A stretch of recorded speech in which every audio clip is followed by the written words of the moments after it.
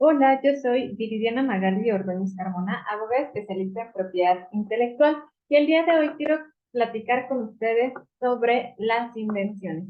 Para ello es necesario conocer su concepto, y este lo podemos encontrar en la Ley Federal de Protección a la Propiedad Industrial, la cual nos señala que se considera invención toda creación humana que permita transformar la materia o la energía que existe en la naturaleza para su aprovechamiento por el hombre y satisfacer sus necesidades concretas. ¿Esto qué significa? Primero tendríamos que entender que tiene que ser una creación humana, siempre, ¿vale? No puede intervenir otro sujeto que no sea un ser humano. Como número dos, tiene que ser una transformación de la materia, una transformación de la energía, es decir, no podemos registrar como una invención algo que se encuentra en la naturaleza tal cual.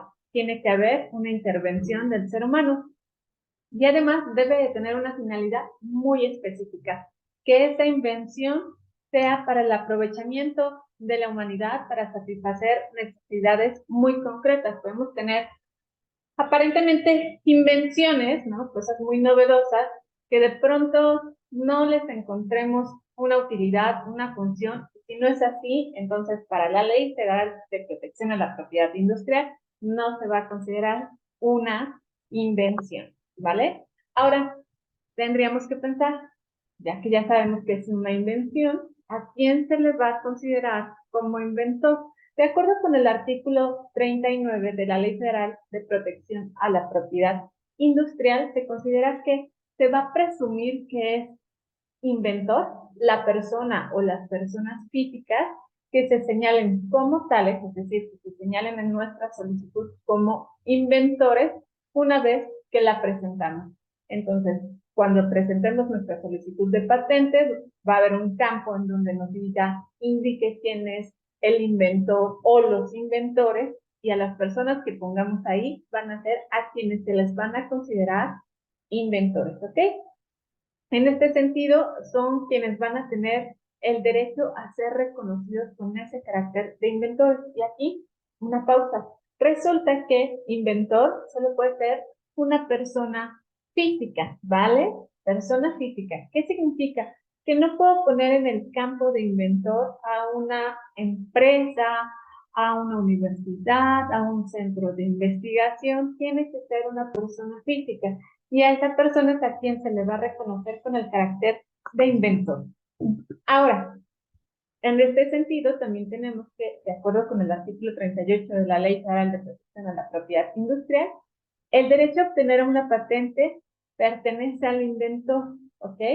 Si la invención ha sido realizada por dos o más personas, a todas esas personas se les va a considerar también inventores, ¿ok?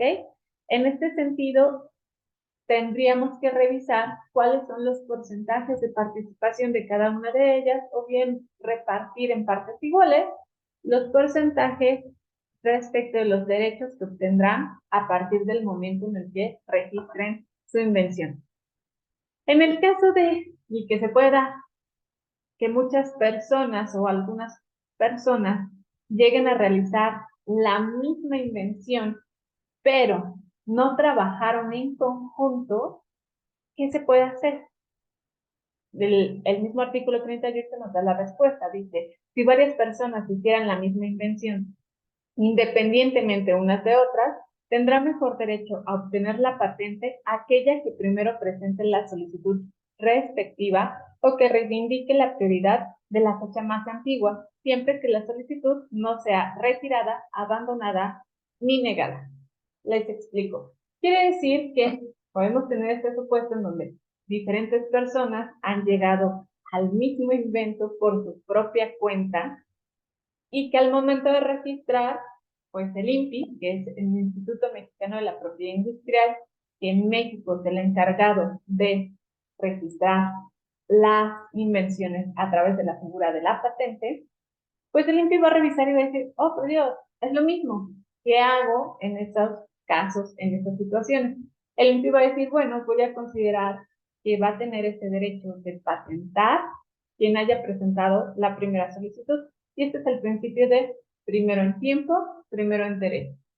O bien, en el caso de que se traten de presentaciones de patentes a nivel internacional a través de diferentes tratados internacionales en los que México forma parte y se acredite que se ha presentado esa solicitud anteriormente en otro país y que ahora le estamos presentando en el nuestro, nos pensemos que los dos ingresaron al mismo tiempo esa solicitud y no podemos decir primero en tiempo, primero en derecho, vamos a tomar en cuenta el principio de prioridad. Y en ese sentido, reconoceríamos la fecha de presentación en aquel otro país como la primera fecha de presentación. Es decir, si en ese país se presentó hace 3 meses y hoy estoy presentando en México, voy a considerar la fecha de presentación de hace 3 meses y así resuelvo este problema de quién presentó primero. ¿Ok? Y en ese sentido también tendríamos que preguntarnos, ¿a quién le puedo denominar como titular de la patente? Diferente es ser el autor de la invención y ser el inventor, y entonces tener este derecho a ser reconocido como inventor, y otra es quién es el titular de la patente, ya que la patente se puede explotar y la patente te va a generar derechos de exclusividad. En ese sentido, el artículo 37 nos señala que titular de una patente puede ser tanto una persona física como una persona moral, y el derecho a obtener una patente o un registro podrá ser transferido por cualquier forma reconocida por la legislación común. Esto es, si mi primer ser reconocido por la legislación como inventor va a ser siempre una persona física, esa persona física puede transmitir sus derechos de explotación respecto de esa invención. Como bien lo dijimos, la invención se protege a través de su registro y ese registro te va a generar una patente. ¿Ok? Entonces, esa patente la va a poder explotar el propio inventor o bien la va a poder transmitir y transmitir esos derechos de explotación a otra persona física o a una persona moral.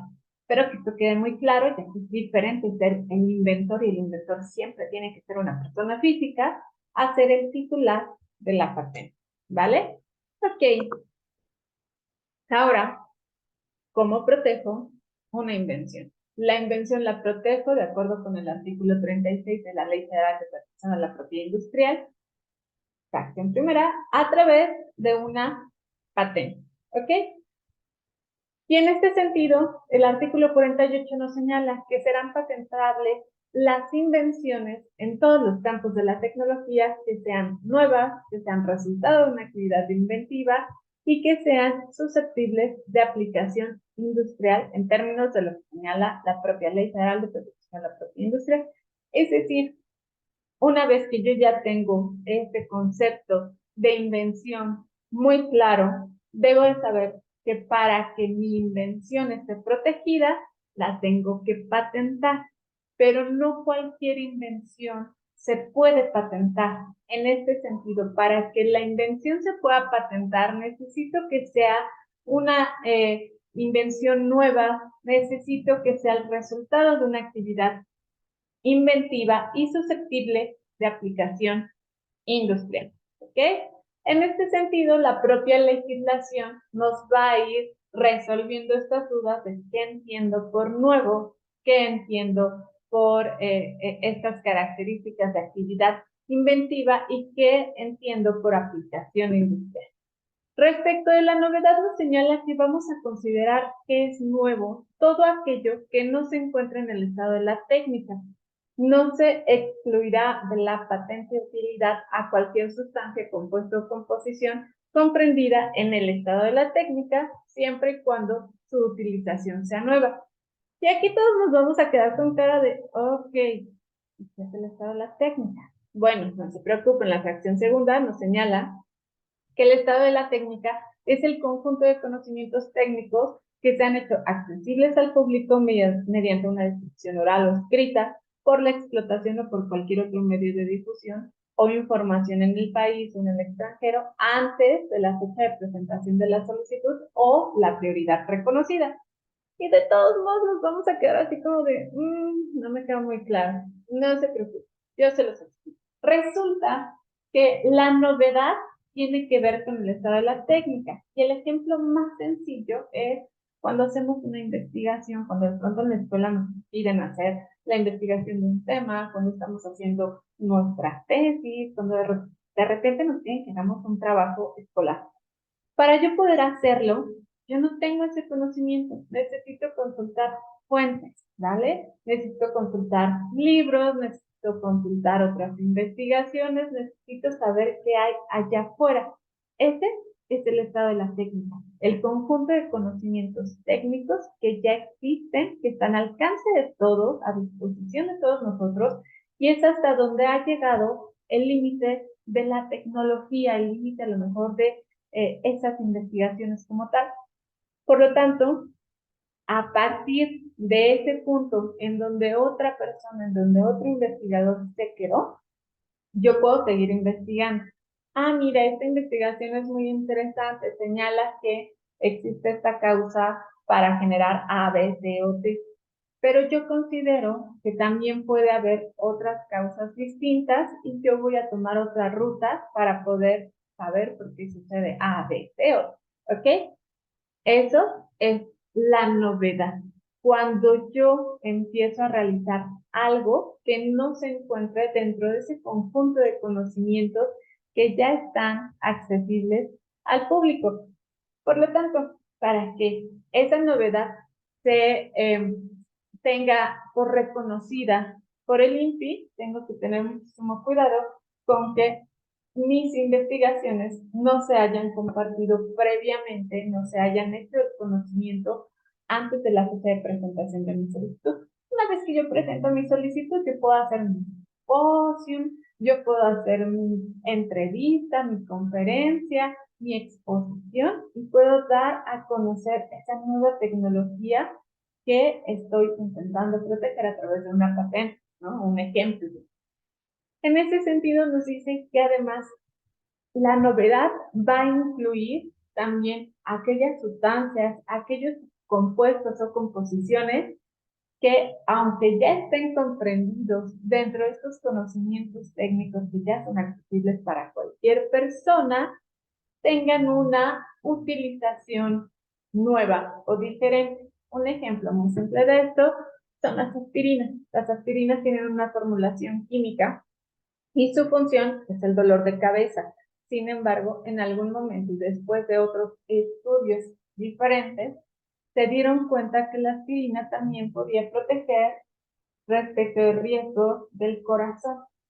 Y entonces, esa nueva función o esa nueva utilización se pudo proteger como una nueva patente. Esa fórmula, esos químicos, esa composición, ya era del conocimiento público, pero no sabíamos que tenía como resultado el generar un beneficio para la salud en el campo de la cardiología.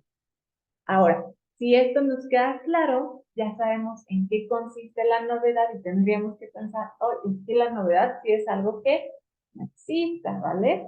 Es algo que nosotros estamos generando como un avance tecnológico, científico, demás. Vamos a ver ahora qué entendemos por la actividad inventiva. Es el proceso creativo cuyos resultados no se deduzcan del estado de la técnica en forma obvia o evidente para un técnico en la materia. Siempre tenemos que tener bien claro qué es el estado de la técnica. Ah, es el conjunto de conocimientos disponibles para todo el público. Perfecto. Entonces, la actividad inventiva significa que vamos a generar un proceso creativo, que somos seres humanos, que somos inteligentísimos, y entonces ese proceso creativo nos va a dar un resultado. ¿Cuál es ese resultado? Una invención. Ah, pero para que sea una invención, yo necesito que esos conocimientos que estoy generando de verdad sean nuevos, no sean resultados obvios para alguien que sea un técnico en la materia, ¿no? Si a Viri de pronto le ponen un aparato que ahora nos permite viajar en el tiempo y le dicen, ah, tú me vas a decir si es nuevo o no es nuevo, pues Viri no va a saber mucho de eso porque no tiene idea de aparatos para viajar en el tiempo, ¿ok? ¿Quién tendría que determinarlo? Un técnico en la materia, un científico que se dedique a la misma rama científica y que, de acuerdo a los estudios que ya existen, diga, ah, no, pues eso sí es novedoso, eso sí es una actividad inventiva, eso no es algo a lo que cualquier persona pudiera llegar como resultado, cualquier persona refiriéndonos a un técnico en la materia. Por lo tanto, la actividad inventiva va a ser siempre realizada por técnicos en la materia. Yo soy experto mecánico, yo soy experto ingeniero, yo soy biólogo. En la materia en la que se esté generando este avance, este invento, cada una de estas áreas tendrá sus técnicos que nos van a ayudar a decir si ellos pudieran haber llegado al mismo resultado por la información que ya existe, que es el estado de la técnica. ¿Ok? ¿Y cuál es la aplicación industrial? Que necesitamos o sí que nuestra invención pueda ser producida o utilizada en cualquier rama de la actividad económica para los fines que se describan en la solicitud. Tú en tu solicitud de patente vas a tener que redactar como para qué te sirve ese invento, cómo está ayudando a mejorar las condiciones sociales, económicas, biológicas, científicas, tecnológicas, pero siempre tendrá que poderse utilizar en alguna rama de la actividad económica. No nos sirve patentar un invento que no va a tener una utilidad real en la vida diaria. ¿Ok? Ahora, ¿cuál es la vigencia de las patentes? Las patentes tienen una vigencia de 20 años, improrrogables, es decir, termina la vigencia y no se pueden volver a solicitar un periodo de protección igual o más amplio. Esta vigencia de 20 años cuenta a partir de la fecha de presentación reconocida en la solicitud y estará sujeta al pago de las tarifas correspondientes por cada anualidad para que continúe esa vigencia. Es decir, mi vigencia es de 20 años, tengo que pagar anualidades y una vez que yo las estoy pagando, mi vigencia continúa. En el momento en el que dejo de pagar, termina la vigencia de mi patente. ¿Ok? Y estos 20 años se cuentan a partir de la fecha de presentación de mi solicitud de patente, no a partir de la fecha en la que me otorgaron mi patente. ¿Ok? Son cosas distintas. Y a partir de la fecha de presentación reconocida de mi solicitud. ¿Por qué fecha de presentación reconocida? Porque puede haber momentos en donde en el proceso de llenado de mi solicitud tenga algún tipo de error y el INPI me puede estar requiriendo, modifica esto, explícame aquello, aquí te faltó, aquí no le entendí. Y mientras yo esté modificándola, no se va a considerar que ya entró mi solicitud. Entonces, solo hasta la fecha en la que yo ya haya presentado mi solicitud y se haya tenido así reconocida por el INPI, es el momento en el que voy a empezar a contar esta vigencia de 20 años. ¿Qué derechos confiere y tutela una patente? Estos los podemos encontrar en el artículo 36 de la Ley Federal de Protección a la Propiedad Industrial y en el artículo 39, último párrafo, y nos dice que la persona física que realice una invención o su causa habiente tendrá el derecho exclusivo y temporal de explotación en su provecho por sí o por otros con su consentimiento. Y este artículo 36 se refiere entonces de manera general a que aquella persona que cuente con una patente, una vez que ya te ha sido otorgada esta patente, tienes esta posibilidad de que tu invención la puedas explotar. Es el derecho exclusivo de explotación para que tú puedas comercializarla, para que tú de manera general puedas sacar algún provecho de esta patente y lo puedes hacer tú mismo inventor o si transmitiste tu patente, tus derechos de exclusividad, pues se puede hacer entonces cualquier otra persona. Esto se refiere la palabra causa bien. ¿Ok? Ahora el artículo 39, último párrafo, nos vuelve a señalar, ojo, aquí existe un derecho de paternidad, aquí existe un derecho que es irrenunciable. ¿Y cuál es ese derecho de paternidad? Ese derecho de paternidad es el reconocimiento de la persona física como inventor. ¿ok? Entonces, o sí, siempre, siempre se tiene que reconocer quién es el inventor. No importa que ese inventor transmita la patente, la comercialice, la venda, la saque de su patrimonio y se incorpora al patrimonio de otra persona física o de otra persona moral. Esas personas, siempre que estén explotando esa patente, tendrán que hacer referencia a quién fue el inventor, y a esto nos referimos con el derecho de paternidad y que es un derecho irrenunciable. Además, tenemos también aquí en el artículo 55 que nos refiere respecto de otros derechos de explotación. Nos señala que estos derechos son temporales, ¿no? ¿Por qué? Porque decimos que la patente tiene una vigencia de 20 años. Entonces, nada más tengo la posibilidad de explotarlo durante ese tiempo. Además, señala que tenemos la posibilidad como titulares de la patente de impedir a otros que fabriquen, que usen, que vendan, que ofrezcan en venta o que importen la invención patentada sin su consentimiento.